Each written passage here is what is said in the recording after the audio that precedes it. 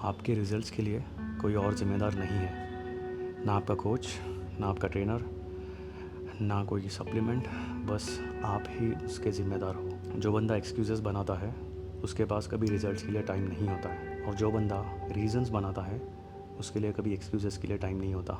हर decision जो आप ले रहे हो, कितना खाना है, कितना सोना है, पानी कितना पीना है, आज वर्कआउट करना है कि नहीं, ये छोटी छोटी जो चीज़ें हैं, that's going to be your identity when it comes to fitness. मैंने एक बहुत अच्छा ये कोट देखा था जिसमें if you want to build a new version of yourself, your old one has to die.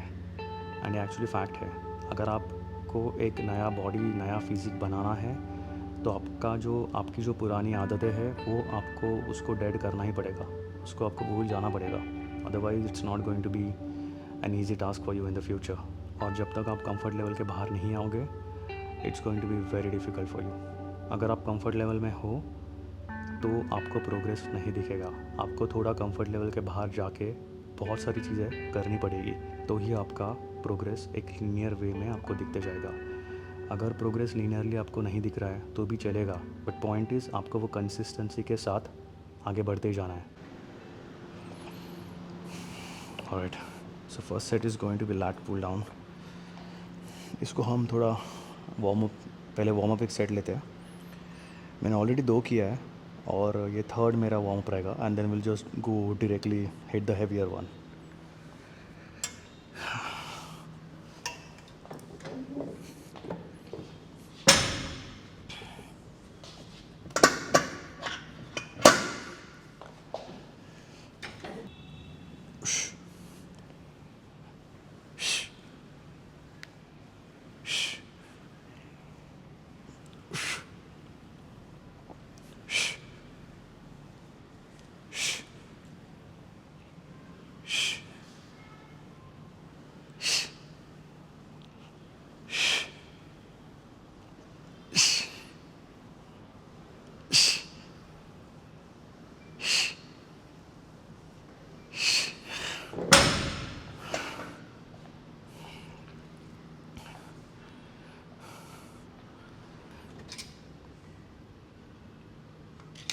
मैंने ऑलरेडी 2 सेट वार्म अप के किए हैं।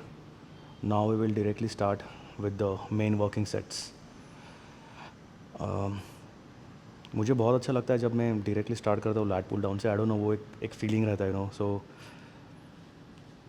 अभी usually at this point of time मेरा डंबल से वर्कआउट बहुत कम है। I am just using more of the machines, तो उसकी वजह से मुझे आई डोंट नो, वो एक स्टार्ट हम करते हैं ना, like traditional lat pull down when it comes to any back exercise to start with, you know. So वो मुझे बहुत पसंद आ रहा है, and I am glad that, you know, इसमें I am able to pull as much as possible. So ya, so this is my first main working set of lat pull down. Try करो जितना आपका back arch रहे वो better रहेगा। Arch मतलब पूरा arch नहीं करना है आपको, बेसिकली वो बैक न्यूट्रल रखना है। And try to feel, you know, each and every thing. Like आपको माइंड मसल कनेक्शन की बहुत ज़रूरत है, otherwise it's not going to make any sense whenever you are pulling whenever you are doing any exercise. Mind muscle connection के लिए एक time, मतलब आपको उसको टाइम देना पड़ता है। वो ऑल ऑफ अ सडन ऐसा नहीं होता है, नो, आँख बंद करके and you are trying to do that, ऐसा नहीं होता है।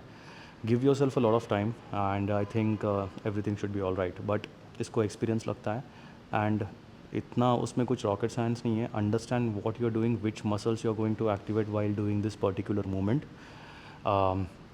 सो ya, let's start with the first set. और इसमें भी आपको basically you don't have to, ये जो ग्रिप रहता है basically, you don't have to hold it like, you know, this wide. जितना आप वाइड ग्रिप रखोगे उतना आपका रेंज ऑफ मोशन कॉम्प्रोमाइज़ होगा। आपको ऐसे पुल करना पड़ेगा, instead slightly wider then your shoulder width. So this is what is comfortable for me, and it should be for you guys as well. So yeah, all right, 1, 2, 3, 4, 5, 6.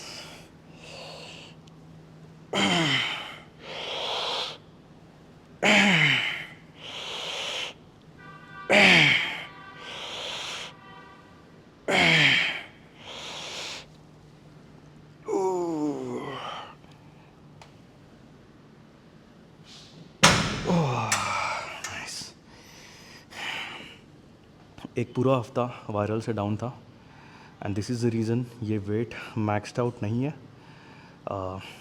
इतना भी heavy में नहीं जाऊंगा बिकॉज़ चांसेस ऑफ इंजरी और spasm बहुत ज़्यादा बढ़ता है. सो आपका जितना भी स्ट्रेंथ हो, जब वर्कआउट में ब्रेक होता है तो वो टाइम पे आपको थोड़ा आराम से ही स्टार्ट करना पड़ता है. So never ever try to rush things, because अगर आप ट्रैवल कर रहे हो या फिर इंजरी है या फिर सिकनेस की वजह से अगर आपने ब्रेक लिया है वर्कआउट में, so do not try to rush in. Just give yourself a lot of time and एक हफ्ते में आपका स्ट्रेंथ वापस आ जाएगा back to normal. It just you need to start with something like the routine and then it should be all right. Alright, so this is my second set. Whenever your breath is normal, back to normal, अब तभी अपना second third set जो भी है. So basically हर set के बीच में आपको उतना रेस्ट लेना इम्पॉर्टेंट है. अगर आपका रेस्ट पीरियड कम है and if you are breathing heavily, that's going to impact your second set और the next set. So always try to breathe normal. मतलब जब आपका ब्रेथ नॉर्मल तक हो रहा है उसके बाद you can just go ahead and perform your next set. आपको इतना ही ध्यान में रखना है कि आपका जो पहला सेट था उसके बाद आपका breath, you watch your breath, आप कितना हैविली ब्रीथ कर रहे हो उसके हिसाब से you have to take the next go for the next set. Bottom line being is just wait for your breath to get normal. उसको नॉर्मल हो जाने दो and then you can perform your next set. Otherwise every set is going to be just for the sake of doing it. You're just going to do it for the sake of doing it. It should be as effective as the first one. तो वो आपको ध्यान में रखना ही है. इसीलिए workout के लिए थोड़ा टाइम निकाल के आ जाओ and you can always go for the proper rest period between the sets. So understand what muscle you are working on. For lat pull down or any pull movement, think this way. आपका biceps और forearms, ये दो muscles they are going to act as assisting muscles. इसीलिए always try to pull with your elbows and not with your hands. आप जितना forearm use और bicep use करने लगोगे तो वो लैट्स का फील इतना नहीं आएगा आपको बैक का. सो या my third set and the last set.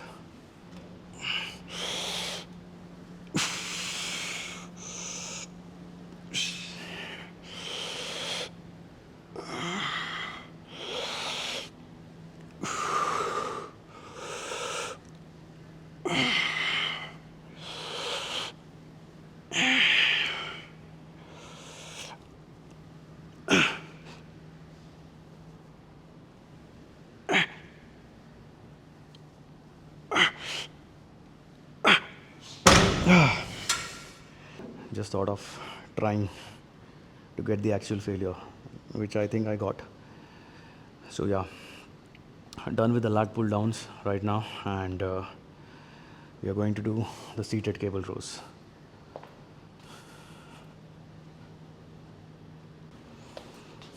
Anytime Fitness का vibe is pretty cool. The best part about this gym is of course it's 24/7, and they have this, I think, live fitness equipments. So the vibe is pretty good, and I think it helps. It's when you come at night time to record your videos. So I think it's a good time to record, and camera का position आप कुछ भी रख सकते हो, कहाँ भी रख सकते हो, कहीं पे भी रख सकते हो. So it's a good vibe altogether, and I think it's working really well.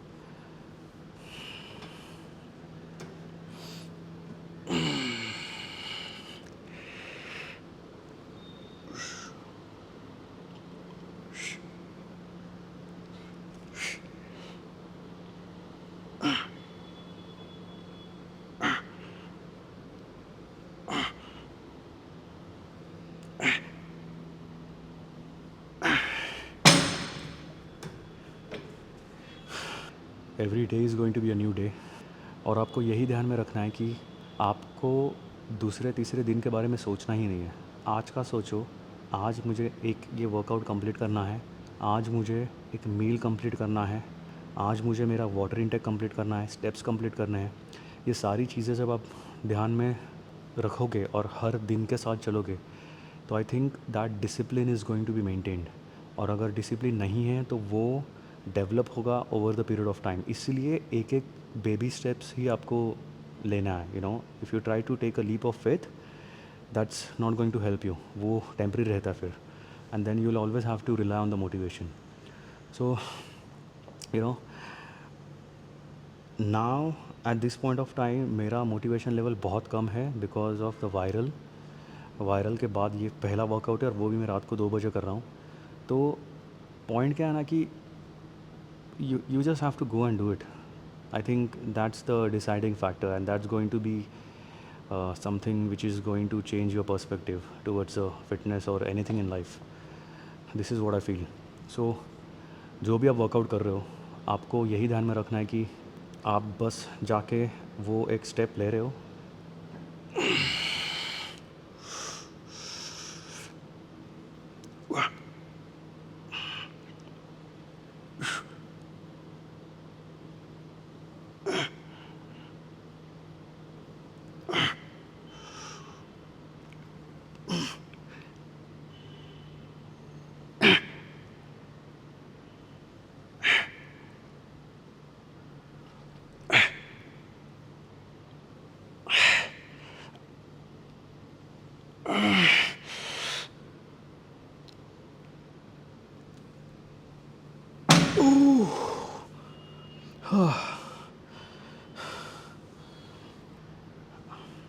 आप जितना ये वेट्स उठा रहे हो, वो वेट्स सिर्फ आपके रिकवरी के ऊपर और दिन का एनर्जी लेवल्स जो है उसके ऊपर डिपेंड करता है।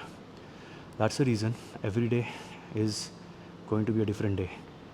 अगर मैं पूरा स्टैक लास्ट हफ्ते में अगर मैंने पूरा स्टैक मार दिया है, if you see now it's exactly half, almost half. So that's the thing. और ये मुझे हेवी लग रहा है अभी due to the break. So I think the next week ये स्ट्रेंथ लेवल्स वापस से आएंगे। I will be able to जो भी मैं पहले किया था, जितना मैं पहले उठा रहा था। My point is like every day is going to be a new day, and you don't have to worry much about कि वेट कम क्यों जा रहा है। ऐसा कुछ नहीं है।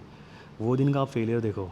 अगर आपको 10 पाउंड के साथ 10 रिपीटिशन पे फेलियर पहले होता था, तो अभी अगर 5 पाउंड के साथ हो रहा है बट वो फेलियर आ रहा है आपको with in that sweet spot range जो भी है, like 10 to 15, 8 to 12, whatever suits you the best, चलेगा।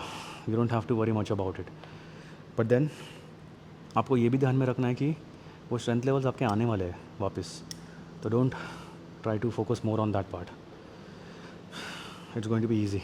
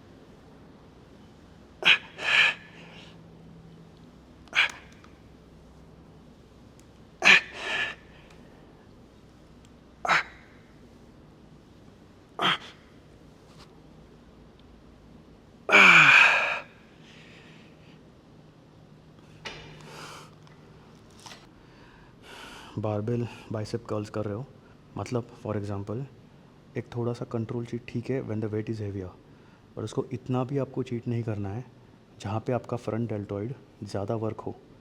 सो ये सारी चीज़ें बार बार नहीं करनी है।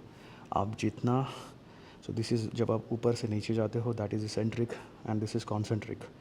सो इसेंट्रिक पे जितना होल्ड होल्ड नहीं करना है, बट आपको स्लोली रिलीज़ करना है नीचे. सो 1:3 टेम्पो इज़ फाइन, बट वो 1:3 टेम्पो मतलब 1 सेकेंड ऊपर आने के लिए और 3 सेकेंड नीचे जाने के लिए. तो ये जो 1:3 वाला रेशियो है हमेशा वर्क नहीं होता है ऑब्वियसली. जब लास्ट के फ्यू रेप्स में तो फटीग हो जाओगे आप, फिर वो टाइम पे 1:3 टेम्पो नहीं, वो 1 सेकेंड में नीचे आ जाएगा. सो आई शो यू, मेरा भी वही होगा अभी, I show you. But point is आप जितना कंट्रोल कर पाओगे उतना करो, एंड स्पेशली लास्ट के फ्यू रेप्स में that's going to be the deciding factor, जहाँ पे आपका मसल हाइपरट्रॉफी, मसल पे स्टिमुलस, ये जो लास्ट के फ्यू रेप्स रहते हैं ना उस पर वही डिसाइडिंग फैक्टर रहता है उस पर. So just try to control each and every movement. Your elbows should be locked. थोड़ा साइड में चलेगा, थोड़ा मतलब मूव हुआ तो चलेगा, but it should be locked as much as possible. Alright, so elbows locked.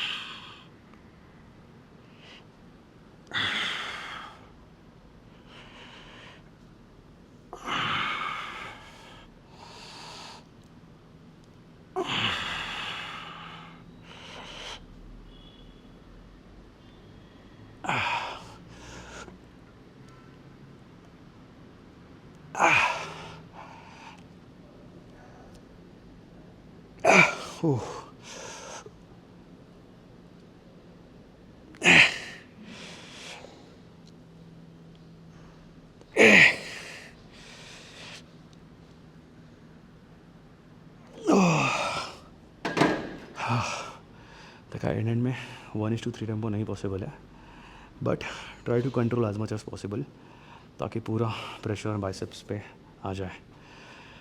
I hope this helps. See, कोई भी एक्सरसाइज, हर एक्सरसाइज जो हम करते हैं उसमें कैसा होता है कि text book form is completely different. आप थोड़ा अपने इंजरीज़, आपका मोबिलिटी उसके हिसाब से एडजस्ट कर सकते हो. So there is a limit to that. एक तो पूरा रॉन्ग हो जाएगा या फिर पूरा राइट हो जाएगा. हमें पूरा राइट की तरफ स्पेक्ट्रम, वो स्पेक्ट्रम में चलना है. So as much as possible try that. थोड़ा बहुत अपने हिसाब से साइंटिफिक वे के दायरे में आप अपना मॉडिफिकेशन एक्सरसाइज में कर सकते हो. एंड आई थिंक जब आप ये करोगे एक्सपीरियंस के साथ, things would be pretty much easier for you. जैसे फॉर एग्जांपल स्क्वाट्स में have seen people saying knees आगे नहीं जाना चाहिए, वो पीछे रहना चाहिए, डेप्थ उतना ही जाना चाहिए. हर एक का मोबिलिटी अलग है, तो वो मोबिलिटी के हिसाब से ही आपका रेंज ऑफ मोशन, किसी के पैर बड़े रहते हैं, किसी के छोटे रहते हैं. So it's fine as long as you are not completely out of the form. All right, signing off today.